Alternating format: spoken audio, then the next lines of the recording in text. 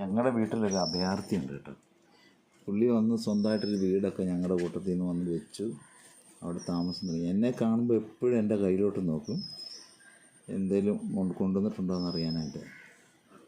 പുള്ളി ഇപ്പോൾ ഇവിടെ വീട് വെച്ച് ആദ്യം ഒരു ട്രിപ്പ് വീടുണ്ടാക്കി, എന്നിട്ടവിടെ കുഞ്ഞുങ്ങളൊക്കെ വിരിഞ്ഞു. പക്ഷേ ഇടയ്ക്കൊരു ദിവസം രാത്രി കുഞ്ഞുങ്ങൾ ചത്തുപോയി. പിന്നെ അത് കഴിഞ്ഞിട്ട് ഞാൻ കൂടുതൽ എടുത്ത് കളഞ്ഞു.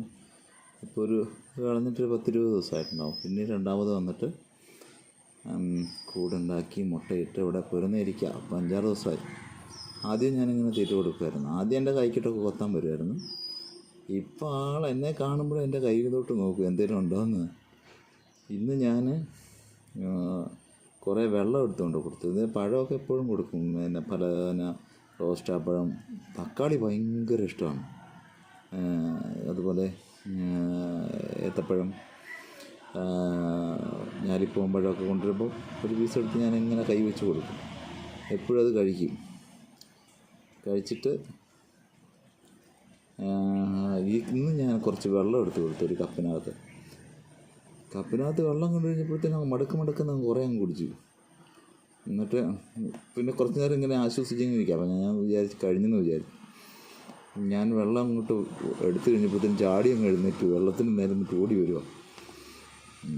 ഞാൻ കുറച്ച് നേരം കൂടെ വെച്ച് കൊടുത്തു. നല്ലപോലെ വയറ് നിറച്ച് വെള്ളം എല്ലാം കുടിച്ചു.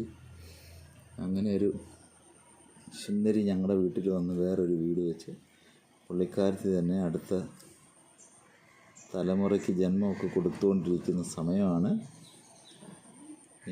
ഓക്കെ, നിങ്ങൾക്കൊക്കെ ഇഷ്ടപ്പെട്ടെന്ന് തോന്നുന്നു. ഞങ്ങൾ തമ്മിൽ ഭയങ്കര സ്നേഹത്തിലാണ്. ആദ്യമൊക്കെ ഇവിടെ പുറത്ത് കിടക്കുന്ന സ്കൂട്ടറിലൊക്കെ വന്നിരുന്നിട്ട് എന്നെ പേടിപ്പിക്കുമായിരുന്നു. ഇപ്പോൾ പിന്നെ അതൊക്കെ അങ്ങ് മാറി, പേടിപ്പീരൊക്കെ നിന്നു. ഞങ്ങൾ ഭയങ്കര കമ്പനിയാണ്. എന്തായാലും കുഞ്ഞുങ്ങളൊക്കെ അടിയിലുണ്ടല്ലോ. ദേഷ്യം മാറിയിട്ടുണ്ടോ എന്നറിയത്തില്ല. ഇത്ര അടുത്ത് പോയൊക്കെ ഭക്ഷണമൊക്കെ കൊടുക്കും. കൊത്തിയിട്ടില്ല ഇതുവരെ. ആദ്യമൊക്കെ കൊത്തുമായിരുന്നു, ഇപ്പോൾ കുഴപ്പമൊന്നുമില്ല. അങ്ങനെ ഞങ്ങൾ സന്തോഷത്തിലാണ്. ഞങ്ങൾ കുടുംബത്തോട് ചേർന്ന് കക്ഷി സന്തോഷത്തോടു കൂടെ പോകുന്നു. ഓക്കെ.